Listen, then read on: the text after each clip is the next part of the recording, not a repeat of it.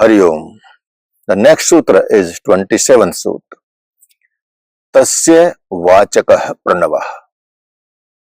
The calling name of this God is Om.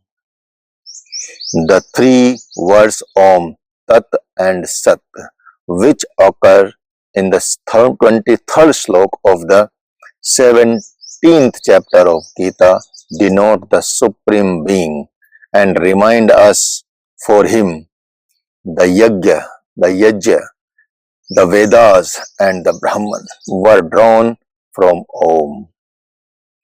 Omitikaksharam Brahma. Om denotes eternal, everlasting Brahma. God is known as Pranav because He moves through the breath or pran. Pranav or Om are synonyms. So we'll discuss about more in the next sutra. The next sutra of Maharshi Patanjali 28, Maharshi Patanjali Yoga Sutra. Tajya Pastadarth Bhavanam means chanting Om and meditating of God as its inherent form is called Ishwar Pranidhan. It is already explained earlier that practice without getting bored should be made reverentially and continuously, but want to do practice. What to do practice? As has not been mentioned, Maharshi makes it clear that one should chant Om and meditate on God as delineated in its inherent meaning. Faith in Him is to be made firm, but the problem is that we have not seen God. Then how to contemplate on Him? In the beginning, the contemplation is done faithfully. Thereafter, gradually God lets know who was our Sadguru. So, it should be very clear that meditation is to be done on Sadguru. Sadguru is the manifested form of God. God who is personified as a man. Lord Krishna says, I have touched the ultimate reality and I am submerged in its consciousness, but I am human body based. This is the real form of Sadguru. After getting clearer vision of Sadguru, Dhyan becomes deeper and deeper. And the abode of God and says and ways to attain Him according to the Lord Krishna. Ishvarah sarvabhutanam hridayadesho Arjuna tishtati. Means in Bhagavad Gita, Lord Krishna says, "O Arjuna, God inhabits the heart of all the living beings. If He is so close, why then people do not see Him?" Lord Krishna replies that on account of Maya, delusion, people get distracted, so they fail to see Him. In whose refuge should we go? The Lord replies in the next slok. Tamev sharanam gacch sarvbhaven bharat tat prasadat param shanti misthana prapashyasi shashvatam. Lord says, Arjuna,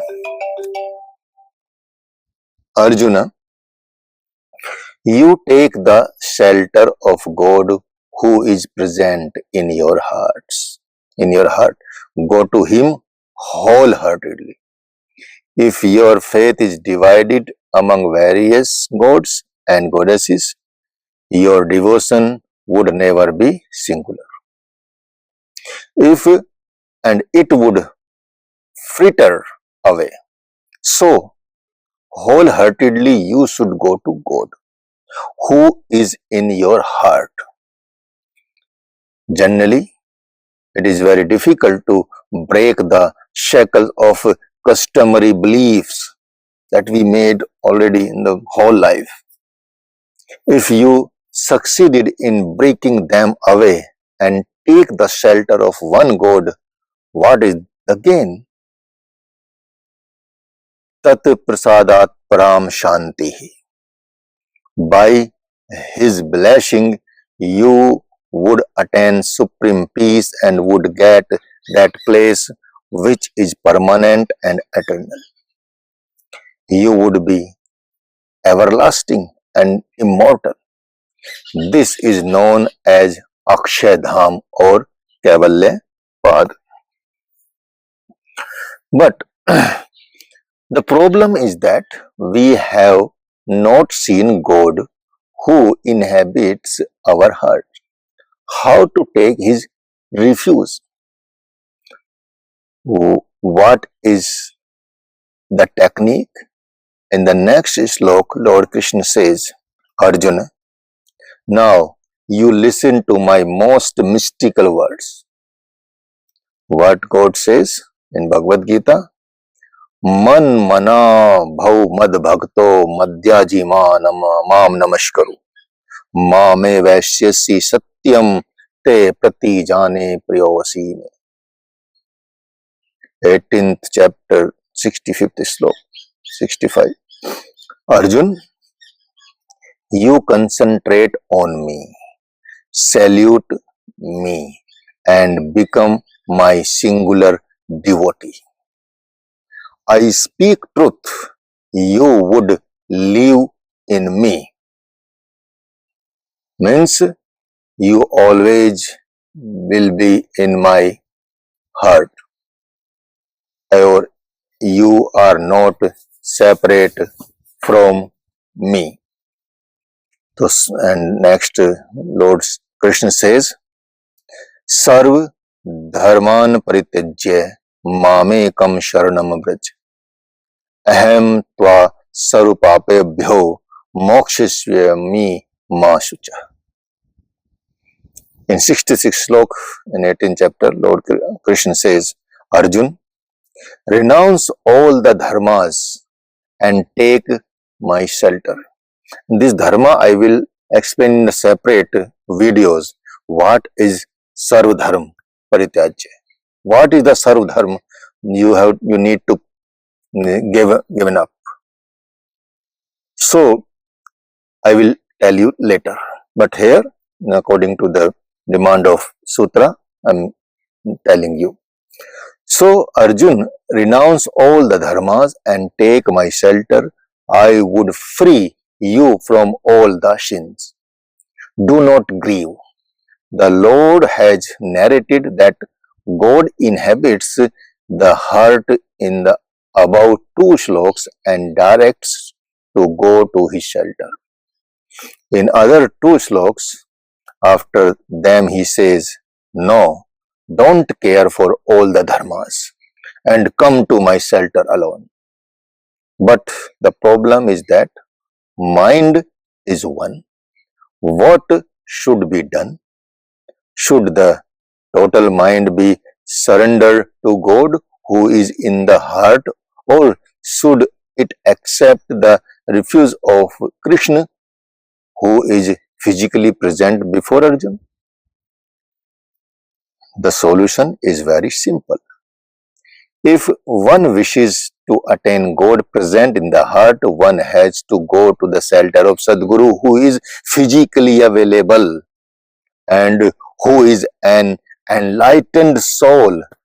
Lord Krishna said, Manushi Tanu Mashritam.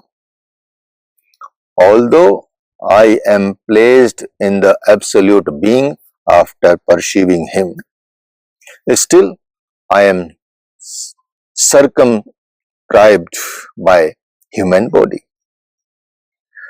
The corporeal body is the base of foundation.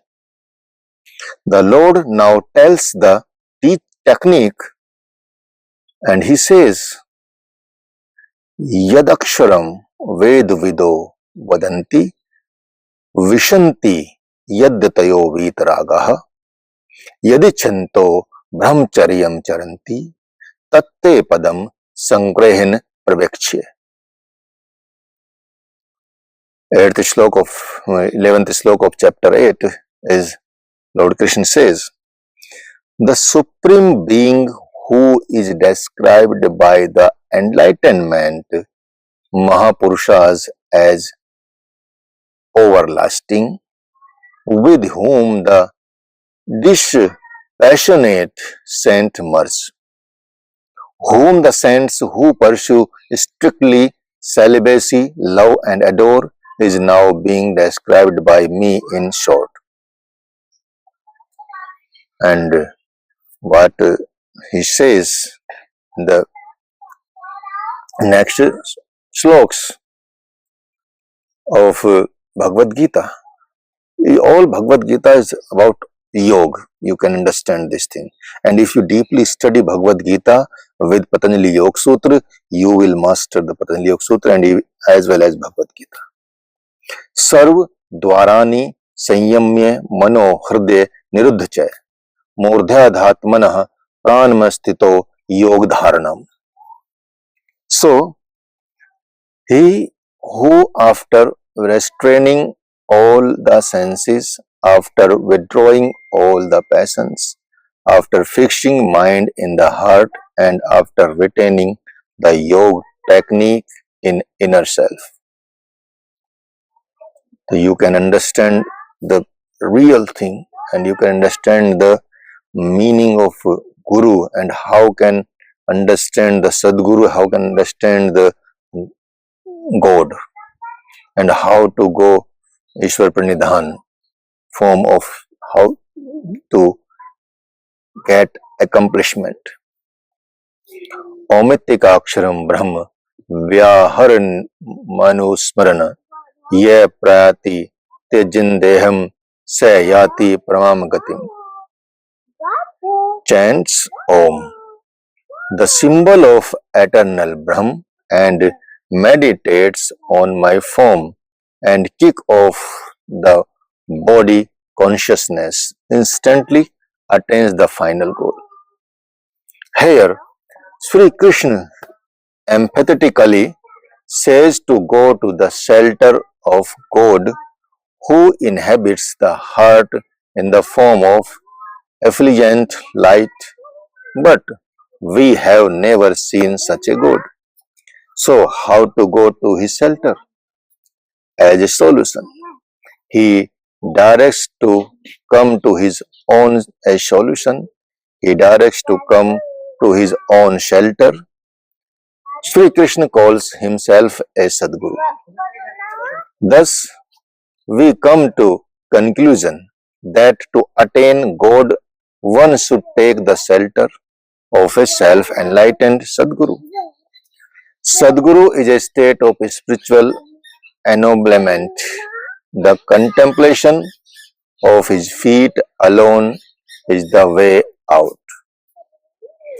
The Lord says, Chaturvanye Maya Srishtam. Arjun, it is I who has created the four Varnas. Has he divided human beings in four categories? The Lord says, no guna karma vibhaga.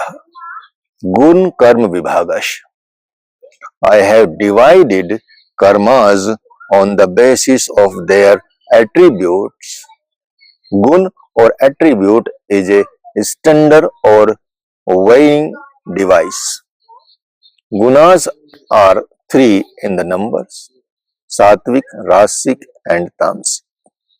If one is Tamsik, one would be idle and procrastinating. If one is Rasik, one would be the victim of desire, and if one is Satvik, one would quickly toe the line of retention and meditation.